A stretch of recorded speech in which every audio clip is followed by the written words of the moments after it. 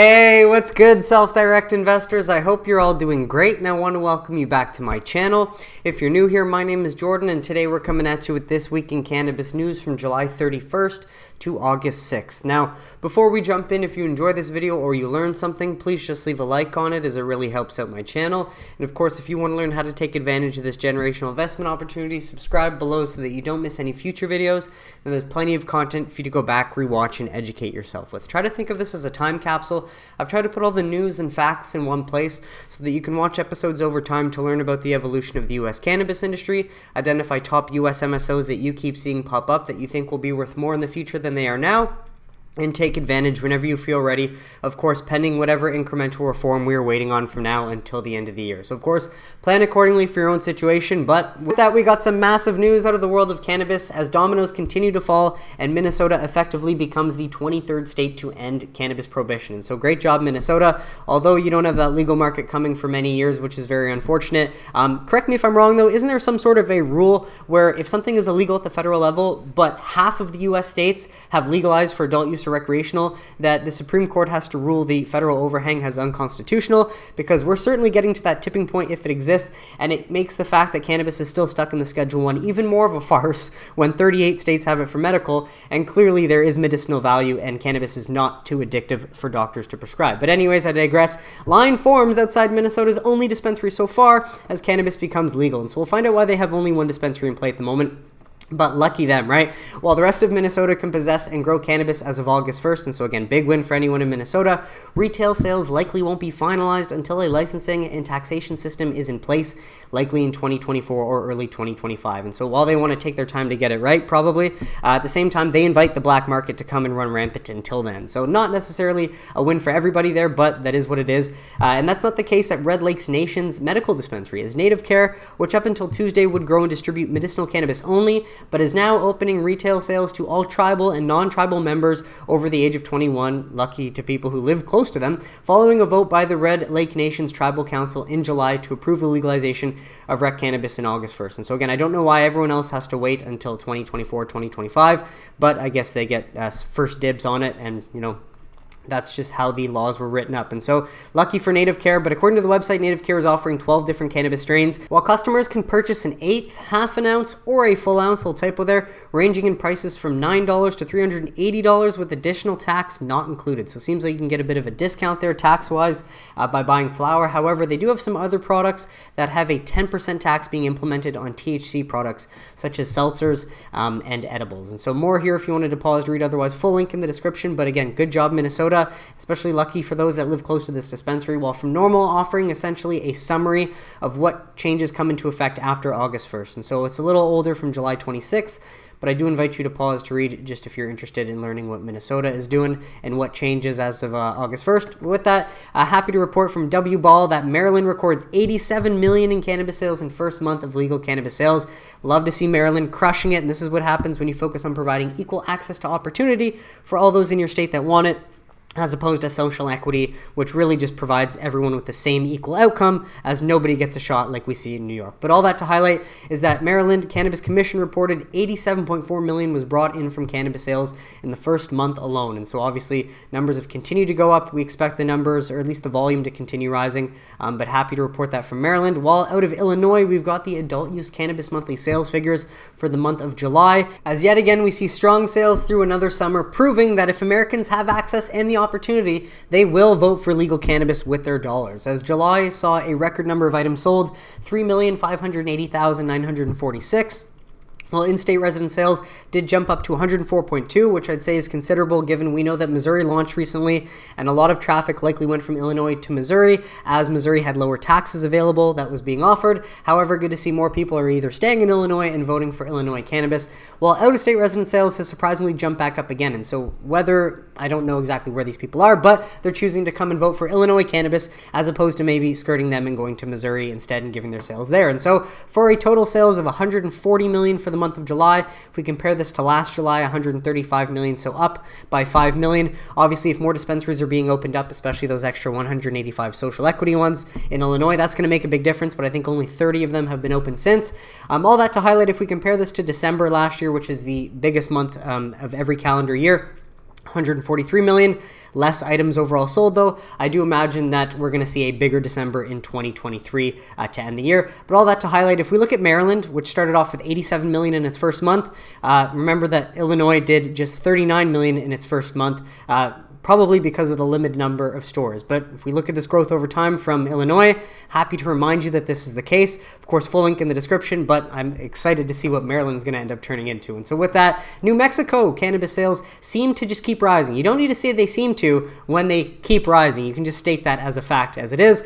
As July sales topped out over 34 million in cannabis purchases. These numbers come from New Mexico's Cannabis Control Division, as they've been tracking sales data since retail sales began in April 2022, and no doubt New Mexico is very happy that they ended prohibition and are seeing the benefits. Since then, the total value of rec cannabis sold per month has increased by about 50%.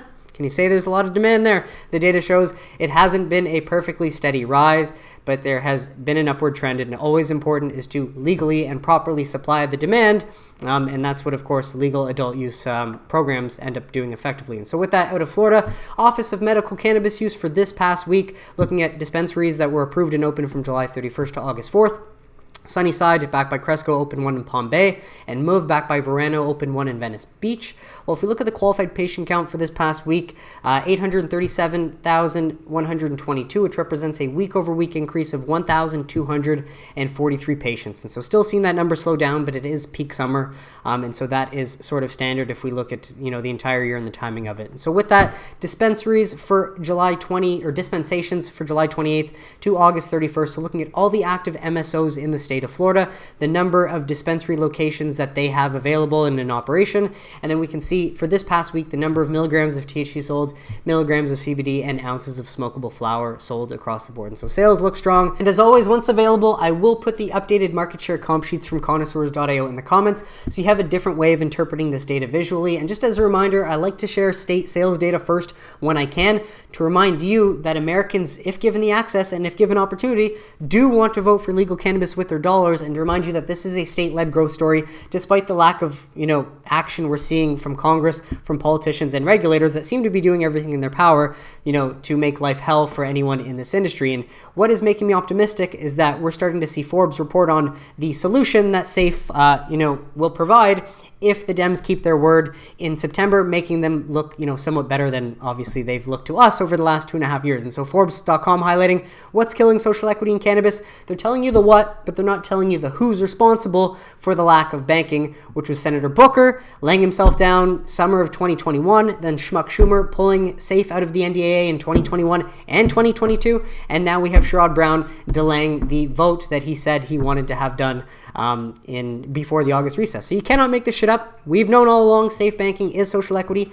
Yes, it helps the entire industry, and that's the point. And that's the only thing that's going to allow social equity entrepreneurs and anyone harmed by the war on drugs to even start in this industry at this point. And so vote these clowns out at any chance you Americans get in the future, because you do not want to have them in power any longer based on what we've seen in their incompetence. And so with that big story from Tom Engel, though, as this is the biggest cannabis policy reform ever approved by the United States Senate, so considerable progress in the near term, despite, what we're seeing in their actions, outside of when it continually renews the annual riders blocking the DOJ interference with state medical cannabis programs. And so again, I should say this is Tom's opinion, so take it with a grain of salt, but still big, as the U.S. Senate has approved legislation to protect people from being denied security clearances due to past cannabis use, which is obviously about time that we're doing this, because no doubt, if we've seen anything, more quality individuals are more likely to use cannabis than not. And so this is definitely, good overall, and again, a big policy decision that actually apparently has gone through. So more on this link in the description if you wanted to read through it.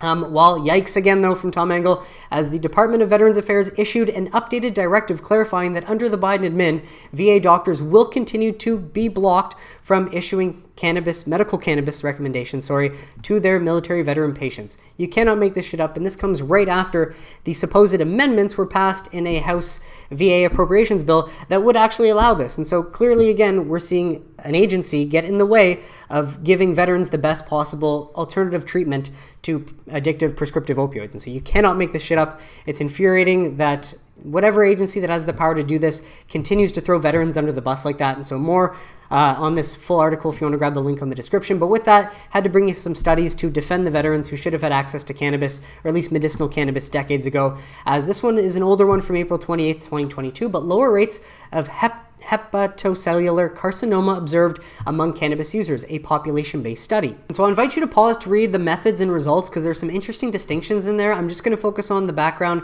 and the main conclusion as I don't want to make the video too long. But hepatocellular carcinoma is one of the most common malignancies worldwide and the fourth leading cause of cancer deaths in the world. I read this and I thought, if this is the fourth leading cause of cancer deaths, I want to know what this is because I don't even know what the fuck that is. And so you find out that the most common type of primary liver cancer.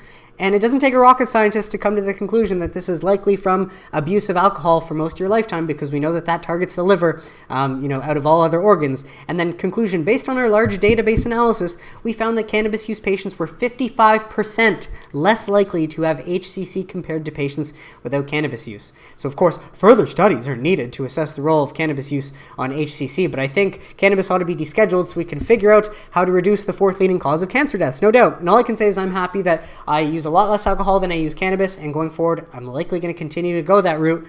And I imagine I'll see better results than people that don't use cannabis at all and continue to abuse alcohol, without any sort of worry. And so on top of that, from Health and Society, this one published as of July 22nd, 2023, cannabidiol as a novel therapy for Alzheimer's disease. And so lots here if you wanted to pause to read it in the abstract, but the main summary, despite limitations and the need for further studies and descheduling, results to date suggest that CBD may represent a promising option for symptomatic treatment and possibly even for modifying disease progression. Yeah, can we deschedule? However, it is crucial to conduct larger scale controlled clinical trials. It's the same spiel we get from all these studies that just say, oh, if only it wasn't so hard to study and we could get more proper funding to confirm these findings and establish clear guidelines for its clinical use, these results may provide input for the development of future yada yada. Yes, deschedule the damn plant so we can figure out the medicinal benefits once and for all. And so with that, from PubMed, another one, September of 2023, so from next month in the future, high potency cannabis use, mental health symptoms, and cannabis dependence, triangulating the evidence. And so main takeaways, again, I invite you to pause to read the whole thing, but results, no association was found between THC concentration in cannabis and cannabis dependence. Boom, there you go. It's case dependent, again, based on the individual. And so what I get out of this is, while it's possible that frequent cannabis users who love high THC cannabis might be at a slight increased risk, it doesn't mean that every individual who tries high potency cannabis will become dependent on it. And so a bit more is, there was weak evidence of a small association between cannabis potency and depression and anxiety, but I imagine overall outcomes are a lot better than potentially addictive prescription medications that have that long list of side effects. While this was the big one, there was no association between high potency cannabis preference or THC concentration in cannabis and psychosis-like symptoms. Boom. Read it and weep. Take that, prohibitionists. And so, of course, conclusions here if you wanted to pause to read. But, as always, more research is needed to understand the association, and that's why we ought to deschedule cannabis, or why we should have done it decades ago. And so with that, from Frontiers is unveiling behavioral and molecular neuroadaptations related to the antidepressant action of cannabinol in the unpredictable chronic mild stress methods. And so main thing, you can pause to read the introduction, the methods, and the results. I don't want to make this too long, though, discussion. These results pointed out CBD as a potential new antidepressant with faster action and efficiency than STRs. And particular attention should be given to the combination of CBD with current SSRI, since it appears to produce a negative impact on treatment. And so, the best possible thing is use cannabis and get rid of that potentially, addictive and other side effect leading to SSRI. Now, again, some SSRIs might work for you, and if they do, that's great. But again, obviously, if there's a possible safer non-addictive medicinal alternative that people can sub it out with, that ought to be explored. And so even a few more studies, can't lie, we got a lot of them today, so high times. Study finds no link between off-hours pot smoking and workplace accidents.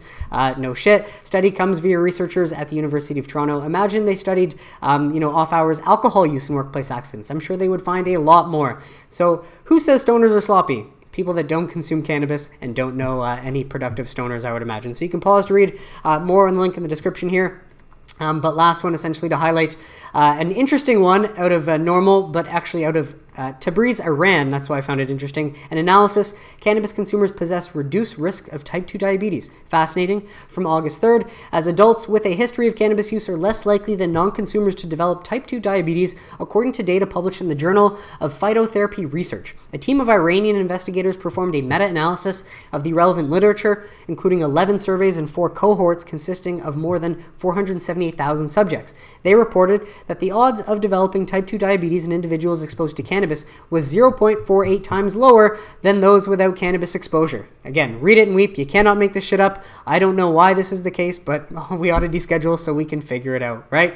So with that, on to some visuals. This one from Mark Landers, a great new account that is big on the reform push and educating people based on the factual new studies and evidence regarding cannabis, just highlighting the effects of legalizing cannabis on the black market, as this is a chart showing cannabis seizures by Customs and Border Protection at the federal level from full year 2012 to 2022. And so no doubt, the evidence speaks for itself, and the source is pretty legit, U.S. Customs and Border Protection. So despite the fact that the evidence is clear as day, we still have too many prohibitionist bot-like accounts on Twitter claiming that legalizing, especially ending cannabis prohibition, is going to lead to more organized crime. Like, you cannot make this shit up, and it just exposes how fucking stupid those people truly are deep down. Makes us feel a lot better about ourselves. But with that, some more visuals as the Weed CFO highlights over half of weed smokers generally do it alone. Very interesting. Do you consume alone or with others? I typically am the only one consuming when I do it, but I also do all the other things that I need to do, and since I've been doing that for so long, I can consume cannabis without my baseline being affected. Pretty sweet deal if you ask me, and here's what they do after smoking. A little bit more down here if you wanted to pause to read, and this comes from New Frontier Data, apparently, just some data on the survey, who that came from, and how they got these numbers. And so with that, we got another one from the Weed CFO. 60% of weed consumers are more likely to visit a state if cannabis is legal. Source, again, New Frontier Data. And it's probably the same for me. I'd like to go somewhere where cannabis is legal. Not saying I wouldn't go somewhere if it's not, but it would increase the reason and my incentive to want to go somewhere, obviously, if cannabis is legal. And with that, from Crane, an Irish organization aiming to educate the public with policymakers.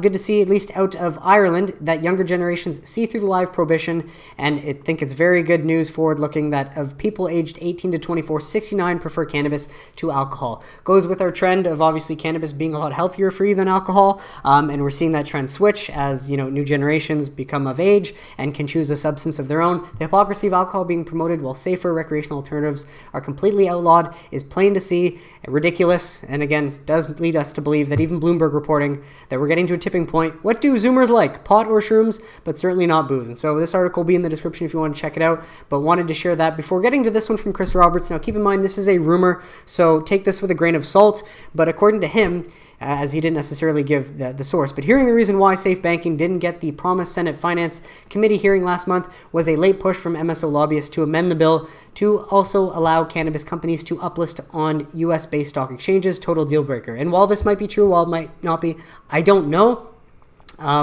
Obviously, if it's true from MSOs doing this, it's fucking annoying, but all that to say is I've bought my ticket, I'm taking the ride, and when the flip switches, and I'm in. And so whether the MSOs want to do this to themselves to make it take longer, it doesn't necessarily matter because I have income coming in to cover my expenses and it's going to help me accumulate. And so that's my honest take. What do you think about this? Let me know in the comments whether you're mad that the MSOs might be doing this or whether or not. I mean, I'm sure they have their reasons. And while there's a lot I do not know, and I'm very happy to admit it, the one thing I do know is that in states where cannabis is legal, we see a 25% reduction in opioid overdoses. And I know that's saving lives. And so regardless of what anyone wants to say, I know that investing in these MSOs ultimately will change the status quo for the better down the long run. And so I don't mind what is happening because ultimately it's out of my control. So why am I going to waste energy caring about it? All that to say, we don't know how true this is, and even worse is when I point out or I scroll down and I see that it's Cresco, which is my largest investment.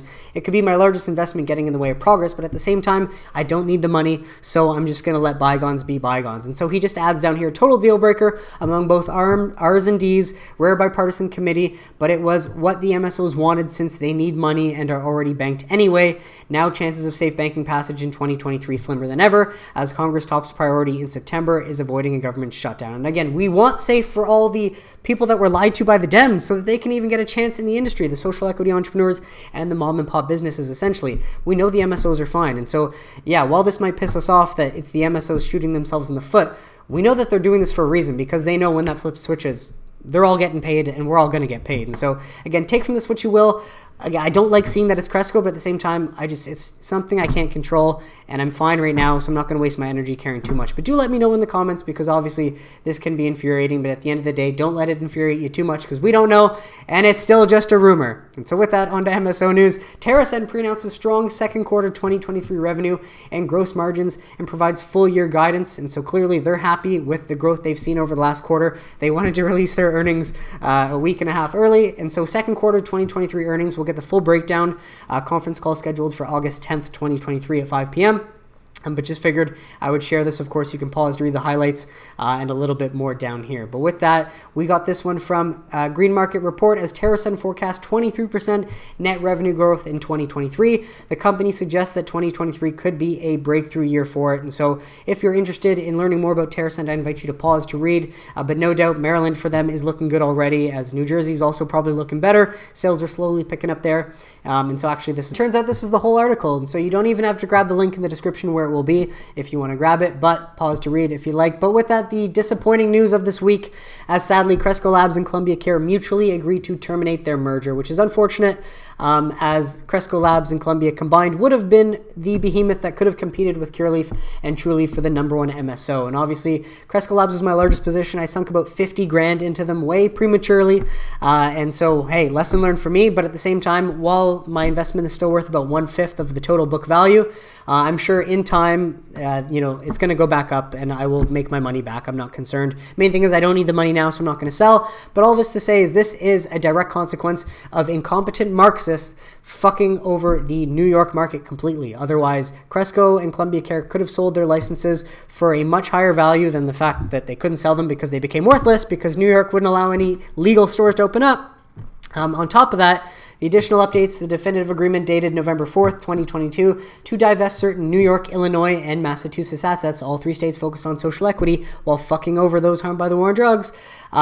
So that was going to an entity owned and controlled by Sean Diddy Combs, but that was terminated effective, last week, July 28th, 2023. And so all this to say is, I know we can't invest based on what should have happened. We need to invest based on what happens.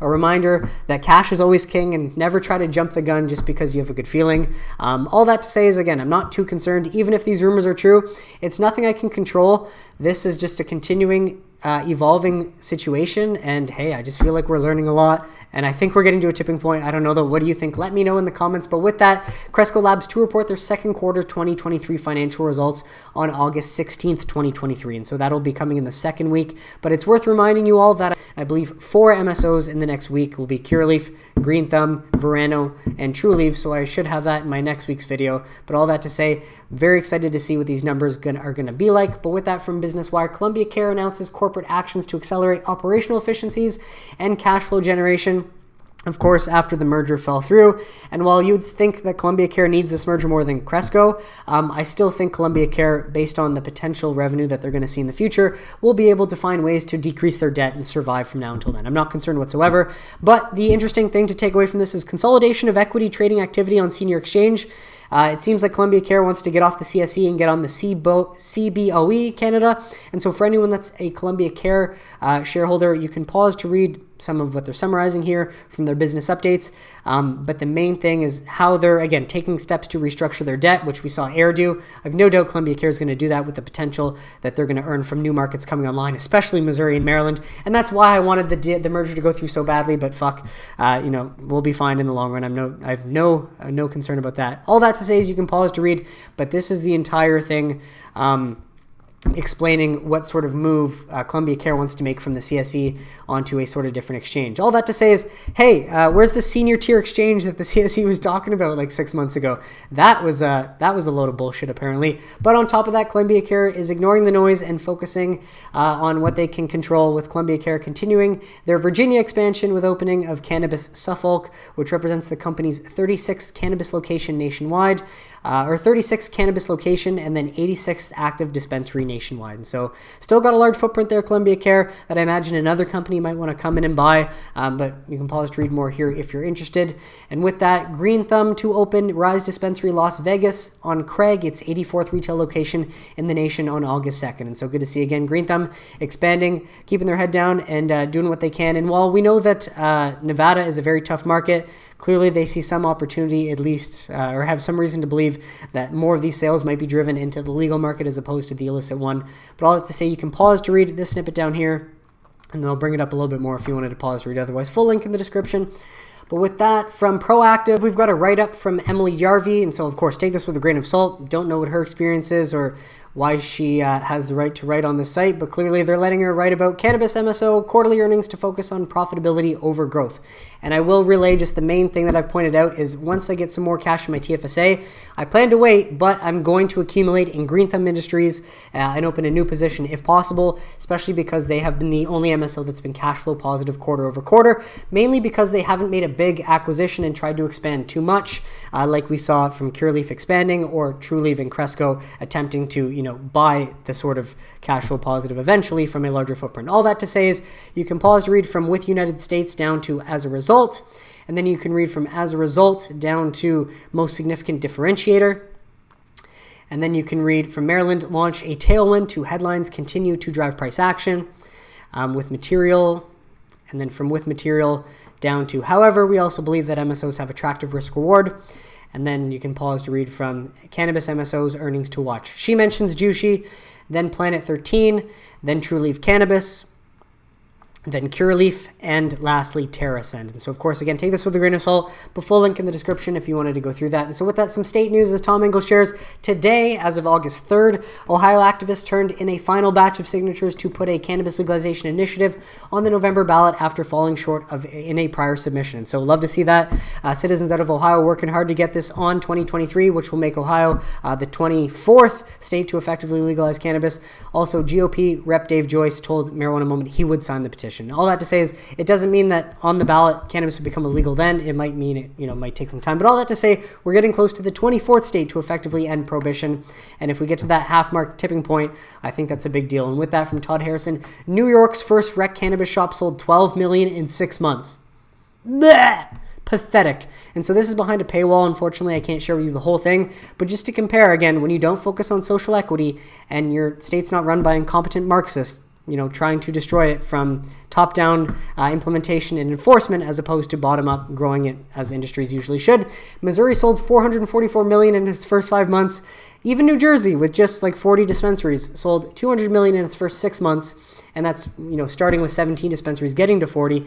New York sold 16.5 million in the first 4 months, data through April. How fucking pathetic. And so all that to say is why New York is the laughingstock of cannabis and why, they have the most to earn or eventually make if they start, getting their shit together. And all that to say, we got one from High Times, a study that ranks New York City as top cannabis consuming city in the world. How do you even accurately, come to this conclusion? I mean, obviously you can have data and you can try and make an educated guess, but it's like saying, how do we know that there's really 8-point-something billion people on the planet? Like, obviously the number is going to shift every single day, but all that to say, if you're interested in learning why New York consumes more cannabis than anyone else in the world, this is the article for you. Well, apparently Sydney, Australia is number 2, Los Angeles is number 3, Chicago is number 4, and then Rome, Italy, number 5. And then the list ranks the top 20 cities down here. You can pause to read, and then I'll bring you down here if you're interested. Otherwise, full link in the description to go through that. Well, state news continues. Do the Right Thing shares this as the Florida Attorney General submits her reply to the Supreme Court advising against the cannabis legalization initiative.